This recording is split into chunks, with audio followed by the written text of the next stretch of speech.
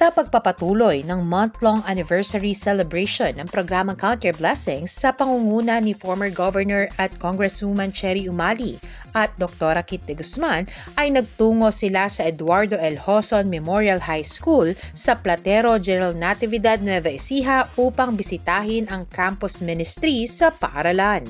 Sa kanilang pagbisita, nasaksihan nila ang kwento ng mga estudyante tungkol sa kung paano kumikilos ang Panginoon sa kanilang buhay sa pamamagitan ng isang notebook na naglalaman ng mga salita ng Diyos at ang kani-kanilang mga pinagdadaanan. Narito tayo ngayon sa ELJ Memorial High School para ma-witness ang pagkilos ng Panginoon sa buhay ng mga estudyante dito sa pamamagitan ng isang notebook na naglalaman ng mga salita ng Diyos at nag-a-address ng mga issues na kadalasang kinakaharap ng mga kabataan ngayon. Ang naturang notebook ay nagmula sa Puso Notebook Coaches and Campus Ministers sa ilalim ng NSC Youth Club at isa sa mga campus ministers ay si Coach Winnie Pasamanero na siyang ginagamit ng Panginoon sa pagtuturo ng Puso Notebook lessons sa ELJ Memorial High School, Platero.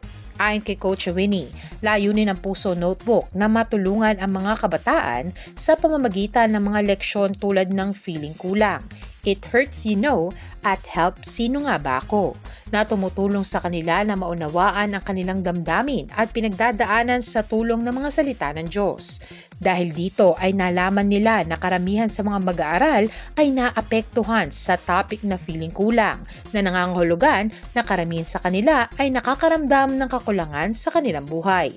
Nung pong tinuturo po namin yan sa mga estudyante, meron pong mga estudyante na talaga pong umiiyak kasi nagsishare po sila na at sabi nga dito sa Puso Notebook, kasi ang isa po sa mga example po dito, si Solomon, yung bagamat na narating na po niya yung estado ng buhay na talaga pong wala na pong kakulangan sa kanya, nandun pinakamayaman nga po siya, pinakamakapangyarihan at pinakamatalino, pero sinabi pa rin po din niya na all things are meaningless without God. Opo.